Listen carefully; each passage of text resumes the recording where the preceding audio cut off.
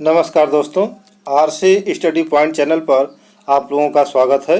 दोस्तों, आगामी परीक्षाओं यूपी पीसीएस, बीईओ तथा आरओ के लिए मैंने एक टेस्ट सीरीज शुरू किया है और इसमें उन प्रश्नों को हमने सम्मिलित किया है जो इन परीक्षाओं में पूछे गए हैं और ये जो क्वेश्चन हैं ये कई बार रिपीट भी किए गए हैं। तो ऐसी उम्मीद है कि ये क्वेश्चन जो हैं परीक्षाओं में इस बार भी आएंगे। तो आप अपना कीमती समय निकालकर इन प्रश्नों को एक बार जरूर देखें। ये प्रश्न आपकी सफलता में एक मार्गदर्शक के रूप में काम करेंगे। तो दोस्तों, अपना समय निकालिए और इन प्रश्नों को जरूर देखिए और साथ में मेरे चैनल को सब्सक्राइब करिए ताकि मेरी जो वीडियो है वो आप तक पहुंच सके। साथ में बेल आइकन को भी प्रेस कर लीजिएगा। तो चलिए आइए शुरू करते हैं। पहला क्वेश्चन, वास्को डिगामा कालीकट किस वर्ष आया था? Option A 1350, option B 1498, option C 1530, option D 1612। इन ऑप्शन में से बताना है आपको कौन सा ऑप्शन है। तो अभी तक आप लोग जान गए होंगे कि वास्को डिगामा कालीकट पर किस वर्ष आया था। जी हाँ, ऑप्शन बी सही है। वास्को डिगामा भारत 20 मई 1498 ईस्वी को भारत के पूर्वी तट पर स्थित बंदरगाह कालीकट पर आया था। उस समय यहाँ का शासक जमोरिन था जिसने वास्को डिगामा का स्वागत किया था। तो अगला क्वेश्चन है, पुर्तगाली उपनिवेश का प्रथम वायसराय भारत में कौन हुआ? Option A Dias, option B Vasco da Gama, option C Almeida, option D Albuquerque. इन चारों ऑप्शन में से आपको चुनना है कि कौन सा ऑप्शन सही है। तो इसका सही आंसर होगा ऑप्शन सी अल्मीडा। अल्मीडा जो है पुर्तगाली उपनिवेश का प्रथम वायसराय था जो भारत आया। अल्मीडा ने भारत में ब्लू वाटर पॉलिसी चलाई थी। पूछा जाता है कि हिंद महासागर में किसने ब्लू वाटर पॉलिसी या शांत जल की नीति चलाई थी? तो वह था अल्मीडा। तीसरा क्वेश्चन है, निम्नलिखित में से किसने वास्को डिगामा का कालीकट में स्वागत किया था? Option A Gaspar Correia, option B Albuquerque, option C Zamorin, option D Don Almeida. तो वास्को डिगामा का कालीकट में स्वागत करने वाला जो शासक था वह था जमोरिन। ऑप्शन सी सही होगा। कालीकट के शासक जमोरिन ने वास्को डिगामा का स्वागत किया था। लेकिन आप लोग एक बात और जानते रहिएगा कि जब कालीकट पर वास्को डिगामा पहुंचा था तो वहां पर इसका विरोध किसने किया था? तो वहां पर अरब के व्यापारियों ने वास्को डिगामा का विरोध किया था। अगला क्वेश्चन है, भारत में पुर्तगाली शक्ति का वास्तविक संस्थापक कौन था? तो आपको बताना है कि भारत में पुर्तगाली शक्ति का वास्तविक संस्थापक कौन था। तो इसका ऑप्शन सही होगा ऑप्शन बी। भारत में पुर्तगाली शक्ति का वास्तविक संस्थापक अल्बुकर्क था। अल्बुकर्क ने 1510 ईस्वी में गोवा जीता था। उस समय जो गोवा था वह गोलकुंडा के शासक आदिल शाही सुल्तान के कब्जे में था। तो पूछा जाता है कि गोवा पर अधिकार किसने किया था? तो अल्बुकर्क ने किया था। कब किया था? 1510 ईस्वी में किया था। पुर्तगालियों ने भारत में निम्नलिखित में से किस स्थान पर प्रथम दुर्ग का निर्माण किया था? काफी इंपॉर्टेंट क्वेश्चन है, कई बार पूछा भी गया है। तो पुर्तगालियों ने भारत में जिस स्थान पर प्रथम दुर्ग का निर्माण किया था वह था ऑप्शन सी कोचीन।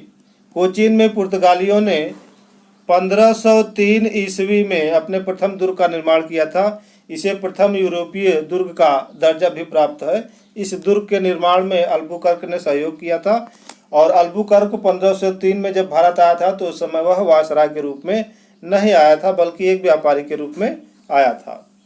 पांडिचेरी के संदर्भ में निम्नलिखित कथनों पर विचार करना है।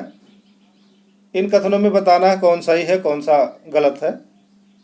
पहला है, पांडिचेरी पर कब्जा करने वाली पहली यूरोपीय शक्ति पुर्तगाली थे। क्या यह सही है? पर कब्जा करने वाली दूसरी यूरोपीय शक्ति फ्रांसीसी थे।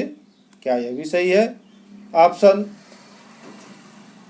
अंग्रेजों ने कभी पांडिचेरी पर कब्जा नहीं किया, क्या यह भी सही है? तो इसमें से आपको खोजना है। तो इसका सही उत्तर होगा ऑप्शन ए, पांडिचेरी पर कब्जा करने वाली पहली यूरोपीय शक्ति पुर्तगाली थे।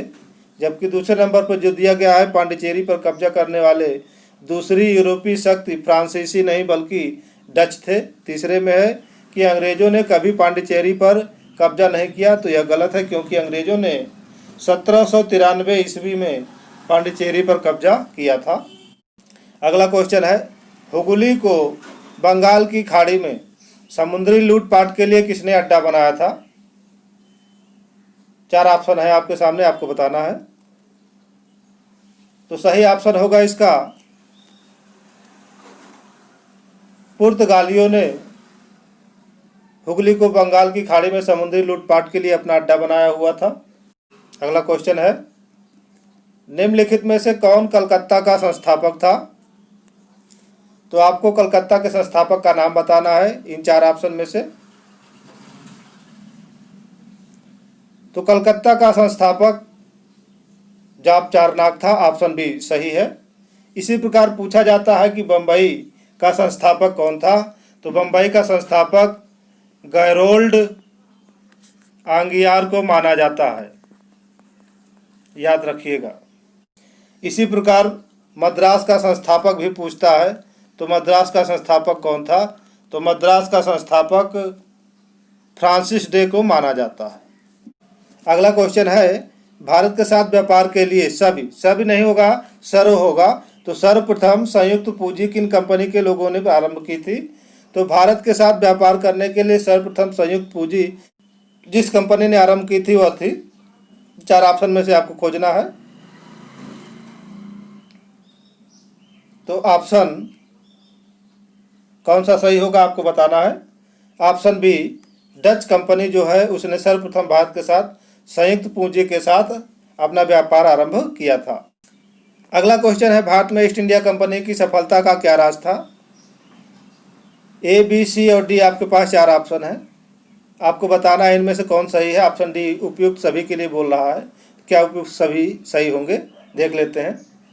भारत में राष्ट्रीय भावना की कमी सही है। कंपनी की सेना को पश्चिमी प्रशिक्षण मिला था तथा उसके पास आधुनिक हथियार थे, यह भी सही है। ऑप्शन सी, भारतीय सैनिकों में राष्ट्रीय भावना का अभाव था जिसके फलस्वरूप कोई जो इन्हें अच्छा वेतन दे सके अपनी सेना में लगा सकता था, ऑप्शन सी भी सही है। इस प्रकार इस प्रश्न का उत्तर होगा उपयुक्त सभी। अगला प्रश्न देख लेते हैं, निम्नलिखित ब्रिटिश कंपनियों में से किसे भारत में व्यापार करने का पहला अधिकार पत्र प्राप्त हुआ था?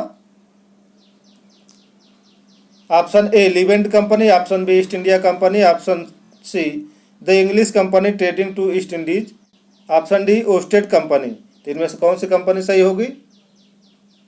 इसका सही जवाब होगा लीवेंट कंपनी। लीवेंट कंपनी की स्थापना इंग्लैंड में 1593 ईस्वी में की जाती है और उस समय जो इंग्लैंड की महारानी थी, महारानी एलिजाबेथ थी। इस कंपनी को भारत के साथ व्यापार करने के लिए स्थल मार्ग के द्वारा व्यापार करने के लिए चुना गया था, यानी यह कंपनी जो थी भारत के साथ स्थल मार्ग से व्यापार करने के लिए बनी थी। याद रखिए कि इस कंपनी की स्थापना 1593 ईस्वी में की गई थी। अगला क्वेश्चन है, लंदन में ब्रिटिश ईस्ट इंडिया कंपनी के गठन के समय भारत का निम्नलिखित में से कौन बादशाह था? चारों ऑप्शन आप देख लीजिए, चारों ऑप्शन में से आपको जो सही लगे बताइए। तो इसका ऑप्शन होगा ऑप्शन ए सही, अकबर होगा। उस समय जिस समय ईस्ट इंडिया कंपनी का गठन हुआ उस समय भारत में बादशाह जो था वह अकबर था और उस समय जो ब्रिटिश की महारानी थी महारानी एलिजाबेथ थी। अगला क्वेश्चन है, किस मुगल सम्राट के काल में इंग्लिश ईस्ट इंडिया कंपनी ने भारत में सर्वप्रथम अपना कारखाना स्थापित किया था?